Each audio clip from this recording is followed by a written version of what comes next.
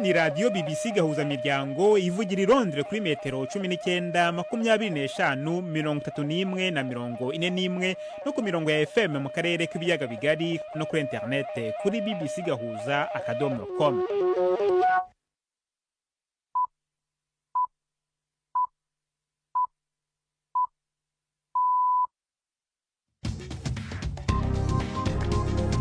Ubu ni saa 10 n'igice ku isaha mpuzamahanga ya GMT, ni saa 12 n'igice ku isaha yo mu Rwanda no mu Burundi. Muri studio muri kumwe na Jacques Niyitegeka.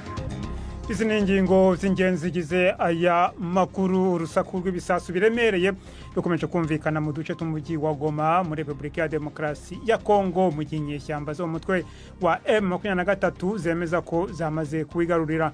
Aho ni mu gihe ishami rya ONU rishinzwe impunzi ku isi HCR rivuga ko ritewe impungenge nyinshi n'ikara ry'imirwano ririmo kugira ingaruka ku baturage b'abasivile. Tubafitiye n'ikiganiro cy'urubuga rw'imikino muri mwese. Ikaze muri amakuru turi ku itariki ya 27 z'ukwezi kwa mbere.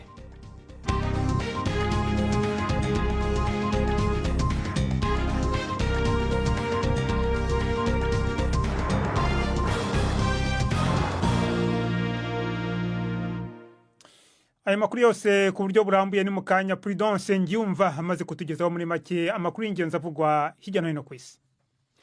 Amasasu aracyumvikana mu bice by'umujyi wa Goma mu burasirazuba bwa Repubulika ya Demokarasi ya Kongo, aho umutwe wa M23 bivugwa ko ushyigikiwe n'u Rwanda uri kugerageza kuhafata. Ingabo za Kongo n'iz'u Rwanda zarasanye ku mupaka, kandi abategetsi b'i Kigali baravuga ko abasivile 5 biciwe mu Rwanda. Mu gihe kitageze ku kwezi, ubusingirizi bw'umutwe w'abarwanyi ba M23 bwateye abasivile barenga 400 guta ingo zabo. Imyigaragambyo yamagana u Rwanda yakorewe mu murwa mukuru Kinshasa no mu mujyi wa Bukavu. Mu gihe umutwe w'inyeshyamba 23 rero wafashe igice kinini cy'umujyi wa Goma, hari n'abatorotse gereza babarirwa mu bihumbi iratwikwa. Mu mpera z'icyumweru twaraye dusoje, umunyamabanga wa Loni yasabye u Rwanda gukura ingabo zarwo mu burasirazuba bwa Kongo no guhagarika gufasha M23.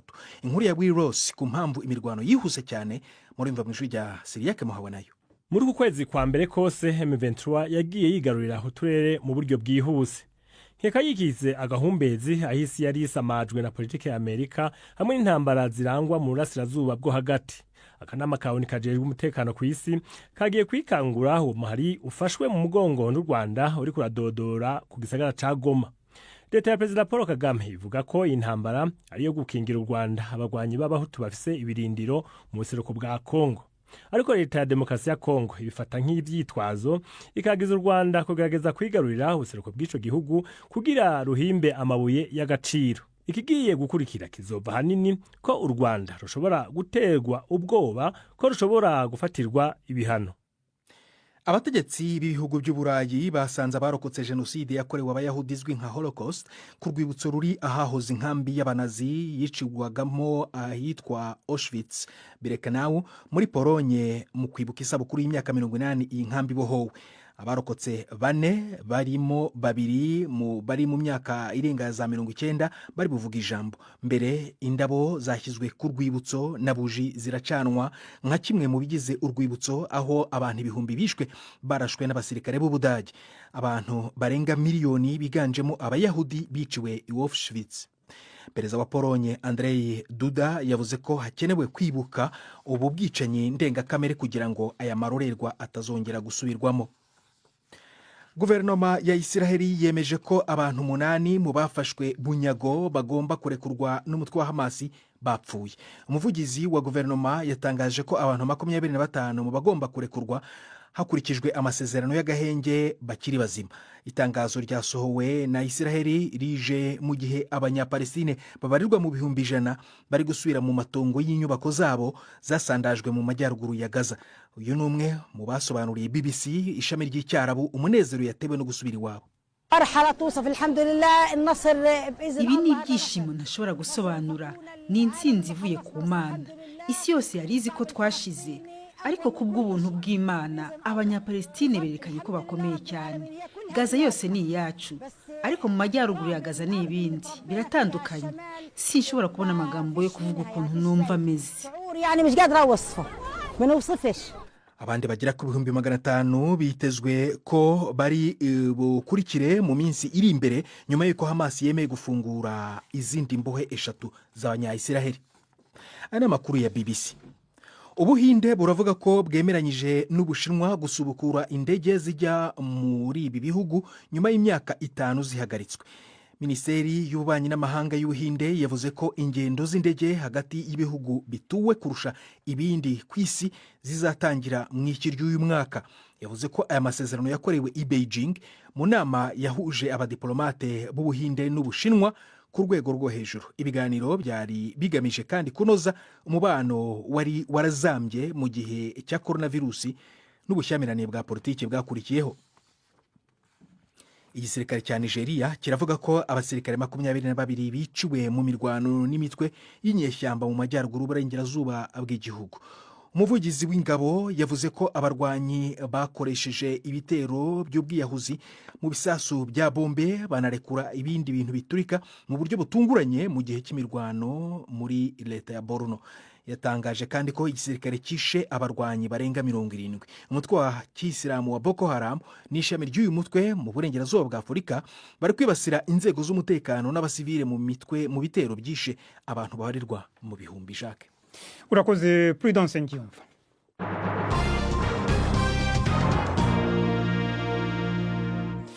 Inkuru ivugwa cyane mu karere kacu mbere no ku isi ni intambara muri Kongo ubu ishushe irya nino ya Goma, umugwa mukuru w'intara ya Kivu ya ruguru. Kuva ejo bivugwa ko habitwaje ibigwanisho ba M23 bari ku miryango y'ico gisagara. Ubu bivugwa ko ibice byinshi byaco aribo babigenzura, gusa amakuru avayo aragoye kuronka kuko uburyo bwo kuyaronka no kuyatanga budakora neza mu gihe umuyaga nkuba wacitse. Prime ndi ku magenge, reka tubwire bimwe mu byo BBC yashoboye kumenya. Urwamo rw'amasasu rwagumye rwumvikana umunsi wose muri ico gisagara ca Goma. Abitwaje ibigwanisho ba M23 bavuga yuko bigaruriye aho mu gisagara. Amazi n'amatara byaracitse nubwo atawuzi neza uwabiciye. Umwe mu bakozi bo mu mashirahamwe y'abagira neza yabwiye BBC yuko mu biro vyabo i Goma hasigaye abantu 3 gusa kuri 12 bahora bahakora, abandi bakaba barahungishirijwe mu gihugu kibanyi cy'u Rwanda. Ati ngotewe ngaha ntashobora kuja naho nari kuba ndavyifuza. Uwundi ari muri ico gisagara avuga yuko we nabo bakorana badashobora kuvugana n'imiryango yabo kuko umuyaga nkuba wacitse, amatelefone akaba yahezemwo umuriro. Uwundi ba muri ico gisagara ca Goma yabwiye BBC yuko yugaraniye mu nzu kuva kuwa Mungu ku mugoroba. Ati kandi ico twumva conyene n'amasasu agoma turika irya nino mu gisagara. Ati ntituzi ko M23 yafashe igisagara cose, ariko abagwanyi bayo barabonetse bariko baragendagenda mu bice bimwe bimwe by'ico gisagara. Hagati aho bivugwa yuko abanyororo ibihumbi n'ibihumbi basohotse ibohero aho muri Goma. Amasanamu yashizwe ahabona na Radio Okapi ishigikiwe na ONU akaba yerekanye umurongo w'abantu bariko barasohoka iryo bohero n'umwotsi mwinshi uri kurafumba uva mu nyubakwa y'iryo bohero. Ibintu biruko mu gihe leta ya Kongo igumira ko ata santimetero n'imwe y'igihugu ishobora kuyijana. Umushiranganje hajejwe amakuru akaba n'umuvugizi wa leta ya Kongo Patrick Muyaya yatangaje ubutumwa ku rubuga X rwahora ari Twitter avuga yuko igisagara ca Goma kirimwo abo yise ingabo z'u Rwanda. Patrick Muyaya yavuze yuko leta ibandanye gukora mu kwirinda ko haba ubwicanyi no gupfa kw'abantu benshi. Avuga ko leta igira inama abanyagihugu ba Goma zirimo kuguma mu rugo no kwirinda ibikorwa by'ubusahuzi. Mu gihe rero urusaku rw'ibisasu rukomeje kumvikana mu duce tw'umujyi wa Goma muri Repubulika ya Demokarasi ya Kongo ku mupaka mukuru wa La Corniche hagati y'ibihugu byombi hagati y'u Rwanda na Kongo, hagaragaye imirongo itari miremire y'abantu bambuka bahungira mu Rwanda, ndetse bamwe bakaba bakomeje berekeza mu mujyi wa Kigali. Bamwe mu bakozi ba ONU ndetse n'abandi mpuzamahanga batwawe na bisi nyinshi zibajyanye mu mujyi wa Kigali, aho bamwe bashobora guhagurukira berekeza mu bihugu byabo. Hagati aho leta y'u Rwanda yasohoye itangazo rinenga cyane ibihugu bikomeye, ivuga ko byirengagiza ukuri ahubwo bigahitamo gushyigikira leta ya Kongo itifuza ngo kurangiza ibibazo mu nzira y'amahoro. Navuganye n'umunyamakuru wacu Jean Claude Mwambutsa uri mu mujyi wa Rubavu, mbanza kumubaza uko ibintu byifashe. Jacques, ibintu uko byifashe ni bisasu biremereye bicyumvikana bomborana birumvikana ku ruhande rwo hakurya mu mujyi wa Goma, ariko nanone kubera ko imijyi yegeranye cyane hari bigira ngo kikuguye iruhande, ariko biremezwa ko ibyinshi biri mu mujyi wa Goma ariho biri kugwa. Urebye cyo bakirasa nk'aho gihari mu bantu, ariko rero mu mujyi wa Rubavu ubuzima burakomeza. Waba washoboye kugera ku mupaka u Rwanda rusangiye na Kongo, ninde ugenzura ku mpande zombi?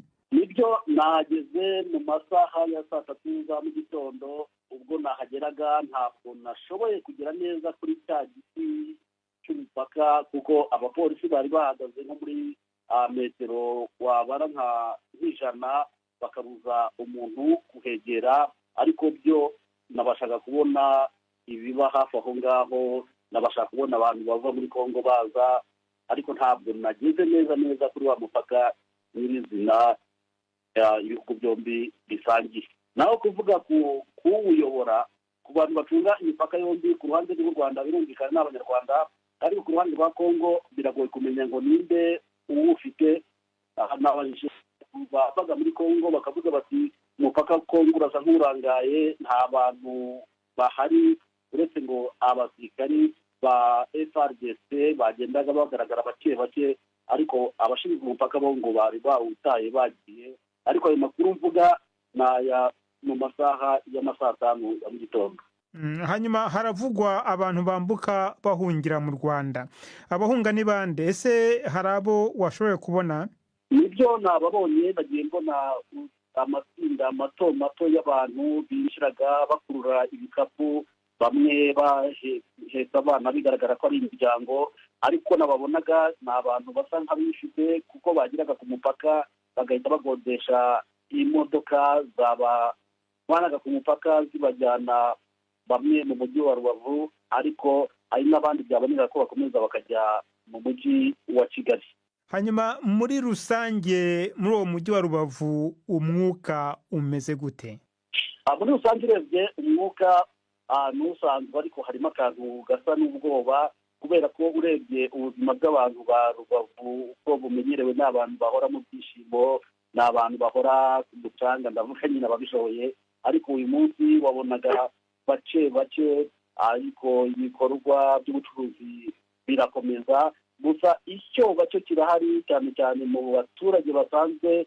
Hari nk'aba baturage twahuriye mu murenge wa Rugerero uri hafi cyane n'umujyi wa Rubavu, bagaragaza ubwoba mu majwi yabo. Ndatekanye urukura ndi gutengurwa nahwereye ngo ndatekanye, ndabwo ndekanye pe. Hari abana banjye bariyo umupaka siko bawufunze bakambuka banyuze, iyo babona inzira baba bambuze, twabahamagaye ngo bambuke babuze aho banyura. Umutekano ni mukeya, ndi kumva ibisasu uri kuza hirya no hino kuri duwani bagiteye mu Rwanda, mbari ndeba n'amaso yanjye, umwe kimuciye amaguru turiruka, mvuga ngo ariba hateye ikindi gisasu. Gusa ubwo umutekano wawukura uretse Imana yo bw'ijuru yaturengera, naho n'ibira bari guteragura mu Rwanda ntabwo ari byiza. Leta y'u Rwanda hari icyo yatangaje? Nibyo, Leta y'u Rwanda yasohoye itangazo mu rukerera, ni itangazo ryanengaga cyane umuryango mpuzamahanga, bivuga ko ibihugu bikomeye bidashaka gushaka igisubizo cy'ibibazo biriho muri Repubulika ya Demokarasi ya Kongo, ahubwo buri gihe bigatwara imikomo ku butegetsi bw'u Rwanda, buvuga ko ari yo bazana ikibazo, nyamara ubwo bukavuga ko Leta ya Kongo ariyo idashaka kuva mu ntambara kuko yahakanye kwitabira imishyikirano. Umunyamakuru wacu Jean Claude Mwambutsa nongereho ko umuvugizi w'igisirikare cy'u Rwanda yamenyesheje ko abantu 5 bahitanywe n'amasasu ku ruhande rw'u Rwanda, abashika 30 nabo bakaba bakomeretse. Abasirikare ba Kongo nabo bihebuye cyangwa se bashyize intwaro hasi, bahungiye mu Rwanda ngo bagera ku 120.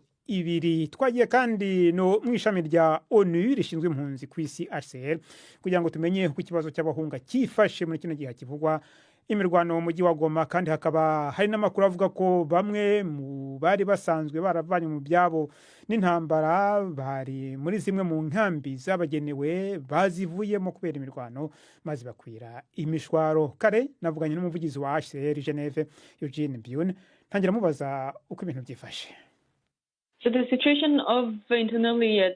ibintu byarushije kuba bibi ku bateshejwe izabo imbere no mu micungararo ya Goma.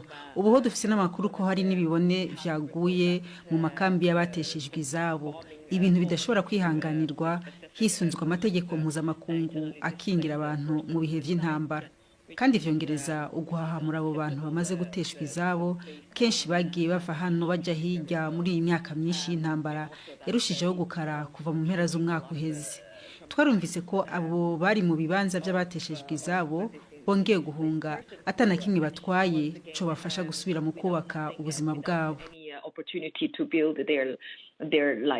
Izo nkambi z'abavuye mu byabo ubu ngubu zirimo ubusa.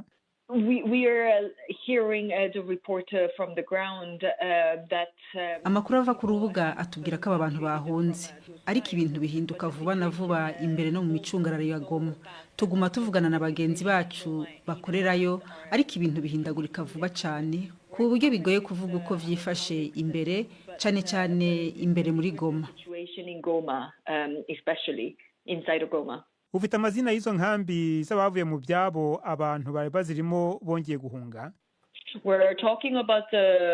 Turamaze kumva ko nko muri Rusayo ya mbere n'iya kabiri, Bushagara, Muja na Kanyarucinya abantu bongeye guhunga, ubu bariko barayerera barondera iyo bakika umusaya. Biravuga kandi ko hari n'abantu barimo guhungira mu Rwanda. Turabona abajabuka urubibe ariko nta bantu benshi turabona. Ubu rero impungenge HCR yavuga mu cyumweru gishize ko itewe n'ikibazo cy'abahunga imirwano zarushijeho kwiyongera.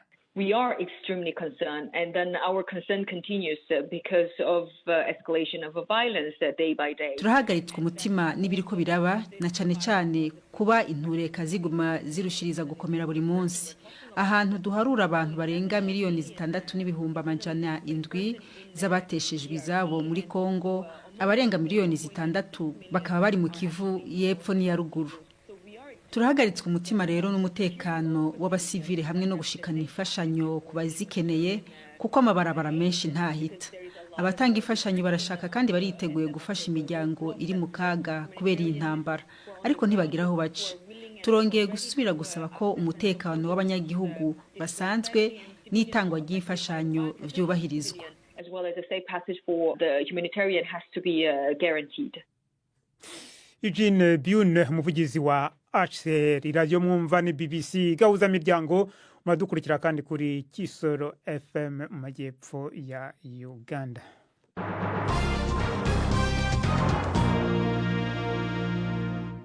Reka tujye i Bujumbura mu Burundi, aho uyu munsi hashize imyaka 12 isoko rikuru rya Bujumbura rihiye, abacuruzi bakahombera byinshi cyane. Iri soko ryafatwaga nk'umutima w'uwo mujyi mu bijyanye n'ubukungu, ryarifite kandi umwanya ukomeye mu bukungu bw'igihugu muri rusange, kuko ryinjizaga amafaranga angana na 20% mu kigega cya leta, kandi muri rusange niryo andi masoko yo mu gihugu yaranguriragamo. Twashatse kumenya aho imirimo yo kubaka isoko rishya igeze, maze mvugana na Fabrice Manirakiza wagiranye amasezerano na leta yo kubaka no gukusanya amafaranga yo kubaka iryo soko. Ubu ibikorwa aho bigeze, twarasambuye ibijya byari byarishwe n'inkonga y'umuriro, hanyuma turegeranya ivyuma byitwa ko ari umutungo wa leta. Urumva abo muri leta bariko baraza babitora bike bike, turategura aho kubaka faze ya mbere, kuko nkuko mwagiye murabibona ku bicapo ni project izokora mu mafaze agera ku ndwi.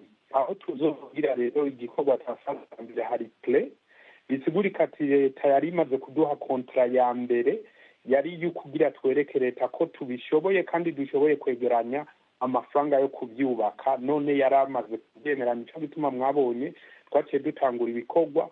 Ubu rero turi muri demand yo gusaba leta twemerere tubikore muri ayo mafaze, ari iyo kontra ya kabiri turindiriye, kandi twamaze kumva kandi twizeye ko bashobora kuyiduha vuba bwango kugira dutangure, kuko twebwe turi pre gutangura. Leta yari yavuze umugambi wayo wakazaza wa 2040-2060, uwo mugambi wo kusana isoko rikuru rya Bujumbura uzatwara miliyoni 400 z'amadolari. Umaze kwegeranya amahera angana gute? ibyo twumvikanye na leta twumvikanye novuga ati ubukoranire mu buryo bita PPP, public private partnership, bisigurika ati niyo leta yavuze ubwo buryo cyangwa niyo yobuvuga ntibisigurika ko twebwe ko ubaka nation group leta yateruye ayo mafaranga ati toragenda mu nkorera iki gikorwa.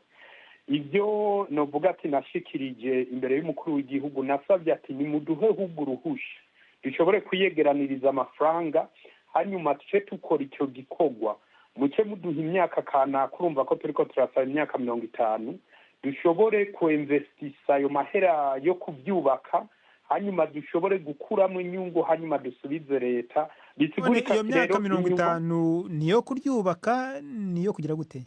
Oya, kubyubaka byose twebwe mu byigwa byacu niyo tutarabiheza biratwereka ko tuzobyubaka hagati y'imyaka 5 n'imyaka 8.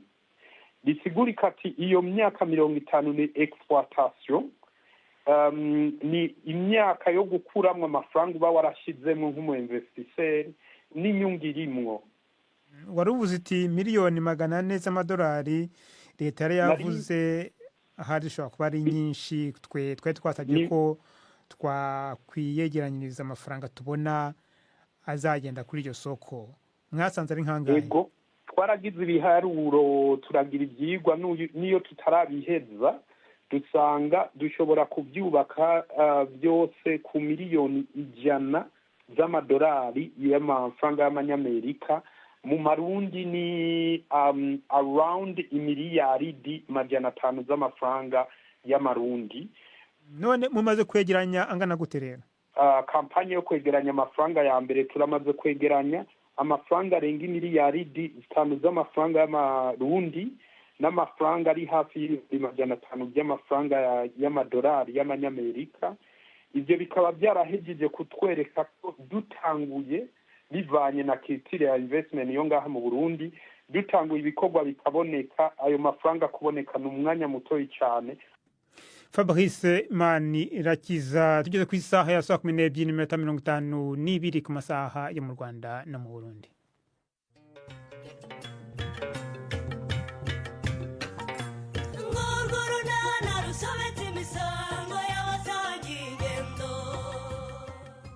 Mu kiganiro unana cyo kuri wa kabiri twabateguriye Leya usemvuze ko wakoze kunsura hari icyo nabanishara? Ntacyo pe, nuko nyine ari ugusura utagusura naho ubundi wakabaye uza nanjye ukanyishyura niyo waba umunsi umwe gusa. Hambo, reka njye kuryama ubwo tuzashaka umwanya ndebe ko nanjye nakwishyura. Nta kibazo rwose, ariko mbere yuko ngenda ubaye hari ikindi ushaka kumbwira wakimbwira nta kibazo. Kintu nshaka kukubwira cyerekeranye n'ikira? Ni 12:45 kuri BBC.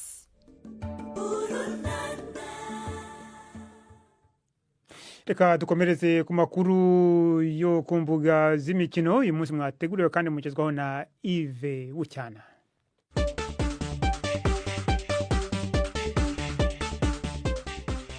Mwireho neza mwese abateze amatwi BBC. Amakuru y'imikino nyahere mu Bwongereza, shampiyona ya English Premier League mu mpera z'icyumweru yarakinwe. Ikipe ya Tottenham yakubiswe bwa kane yikurikiranyije, Chelsea nayo ihondagurwa na Manchester City. Byinshi ku mikino yakinwe mu mpera z'icyumweru tubibwirwe na Prudence Ngyumva. Mpereye ku mukino utarusha amaje kujisho mu gihe kinini cy'iminota 90, Manchester United yarayitsinze Fulham ku gitego rukumbi cy'ishaba nyuma y'ishoti ya myugariro Lisandro Martinez yakoze ku mukinnyi wa Fulham ikamanukira mu rushundura rwa Ben Leno ku munota 78 mu gihe byasaga nkaho amakipe yananiwe kwisobanura. Ariko rero Toby Collier yatabaye bagenzi be ku murongo w'izamu akuramo igitego cyari cyabazwe. Umutoza wa Fulham Marco Silva wizeraga kugombora gatahana inota. Aston Villa yananiwe kurinda igitego yari yatsinze ku munota wa 8 gusa w'igice cya mbere, bituma Emerson Alvarez agomborera ikipe ye ihimbwa inyundo Hammers 1-1. Tottenham yatunguriwe iwayo itsindwa 2-1 na Leicester iri kurwana no kutamanuka mu cyiciro cya kabiri.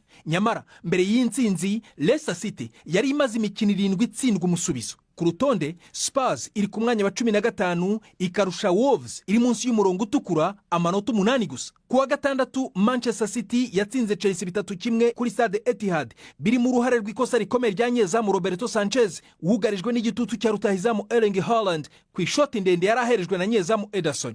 Arsenal yabonye amanota 3 y'ingenzi yakuye kuri Stade Molineux itsinda Wolves 1-0 mu mukino waranzwe n'ibyemezo by'umusifuzi Michael Oliver byateye impaka zikomeye nyuma y'ikarita itukura yeretswe ingimbi Lewis Kelly mu gice cya mbere. Ariko Bournemouth niyo yatunguranye kurusha indi mikino mu mpera z'icyumweru twaraye dusoje ihondagura Nottingham Forest 5-0. Liverpool yo iyoboye urutonde rw'agateganyo kugeza ubu yatsinze Ipswich 4-1 naho Everton itsinda Brighton Hove Albion 1-0. Urakoze cyane Prudence Ngyumva. Hagati aho umutoza wa Manchester United Ruben Amorim atangaza ko aho gushyira rutahizamu we Marcus Rashford ku ntebe y'abasimbura yahitamo kuhashyira umutoza we w'abanyezamu ufite imyaka 63 y'amavuko.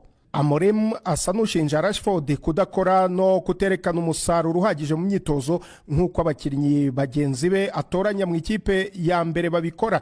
Isoko ry'igura n'igurisha ry'abakinnyi ku mugabane w'Uburayi rizafunga tariki 3 z'ukwezi gutaha. Ahazaza ha Rashford hakomeje kwibazwaho cyane kuko amaze ibyumweru 6 byose adakinishwa. Icyifuzo cya Rashford cyo kujya mu ikipe ya AC Milan yo mu Butaliyani cyakomwe mu nkokora n'uko iyo kipe yahise ifata myugariro wa Manchester City Kyle Walker nk'intizanyo mu gihe iyi kipe itemerewe kugira undi mukinnyi w'umwongereza yongera mu bakinnyi bayo. Byanavugwaga ko yifuzwaga nk'intizanyo na Barcelona, ariko iyi kipe nayo igomba kubanza kugabanya abakinnyi bayo, kandi ngo uwitwa Eric Garcia ndetse na Ansu Fati ntibashaka gusohoka muri Barcelona. Ngume muri Espagne, Barcelona yaraye inyagiye ikipe ya FC Valence ibitego 7-1 mu mukino wa shampiyona y'icyo gihugu. Iyo nsinzi ariko ntacyo yahungabanyijeho ikipe ya Real Madrid, kuko yo kuwa gatandatu yatsinze Valladolid ibitego 3-0 byose byatsinzwe na Kylian Mbappe, ikaba ibaye hat-trick ye ya mbere, no kuvuga ibitego 3 mu mukino umwe mu ikipe ya Real Madrid n'ibitego bye 15. Real ikaba ikiri ya mbere n'amanota 49. Nsoreze muri tennis mbabwira ko Umutaliyano uyoboye isi mu mukino wa tennis ya Nexina ari we wegukanye irushanwa rya Australia Open, ari ryo rya mbere ribanziriza yanda akomeye cyane ku isi. Sina yatsinze Alexander Zverev 7-3 z'amanota 6-3, 7-4 na 6-3. Ayo niyo y'imikino nabahitiyemo uyu munsi. Gendi Yves Bucyana. Imikino yo mu mihingo yose. Urakoze Yves Bucyana kuri ayo makuru y'imikino ndetse na Prudence Ngyumva mwatugezagaho. Prudence Ngyumva we yagarutse hano muri studio, reka tugezeho muri make hamwe mu makuru ari ku isonga muri BBC muri kano kanya.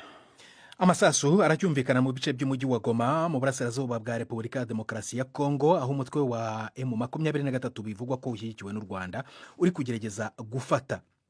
Ingabo za Kongo n'iz'u Rwanda zikaba zarasanye ku mupaka, kandi abategetsi i Kigali bakaba bavuga ko abasivili 5 biciwe ku butaka bw'u Rwanda. Mu gihe kitageze ku kwezi, ubusingirizi bw'umutwe w'abarwanyi ba M23 bwateye abasivili barenga 400 guta ingo zabo. Hagati aho ngaho hakaba habaye imyigaragambyo yamagana u Rwanda yakorewe mu murwa mukuru Kinshasa no mu mujyi wa Bukavu. Abategetsi b'ibihugu by'i Burayi basanze abarokotse jenoside yakorewe abayahudi izwi nka Holocaust ku rwibutso ruri ahahoze inkambi y'abanazi yicirwagamo ahitwa Auschwitz-Birkenau muri Polonye mu kwibuka isabukuru y'imyaka 80 iyi nkambi bohowe. Abarokotse 4, 2 muri bo bari mu myaka irenga za 90, bari buvuge ijambo. Mbere yaho indabo zashyizwe ku rwibutso na buji ziracanwa nka kimwe mu bigize urwibutso, aho abantu ibihumbi bishwe barashwe n'abasirikare b'Ubudage. Naho guverinoma ya Israeli ikaba yemeje ko abantu 8 mu bafashwe bunyago bagomba kurekurwa n'umutwe wa Hamas bapfuye. Umuvugizi wa guverinoma ya Israeli yatangaje ko abantu 25 mu bagomba kurekurwa hakurikijwe amasezerano y'agahenge bo bakiri bazima. Itangazo rero rikaba ryasohowe na Israeli, rikaba rije mu gihe abanyapalestine babarirwa mu bihumbi 100 bari gusubira mu matongo y'inyubako zabo zasandajwe mu majyaruguru ya Gaza. Jacques. Urakoze Prudence Ngyumva. Ni nawe rero ushoje amakuru yacu yo kuri wa mbere itariki ya 27 z'ukwezi kwa mbere 2025. Amakuru yacu arakomeje ni ku rubuga rwacu rwa internet BBC Gahuza.com. Mwakoze kwitamo BBC Gahuza Miryango.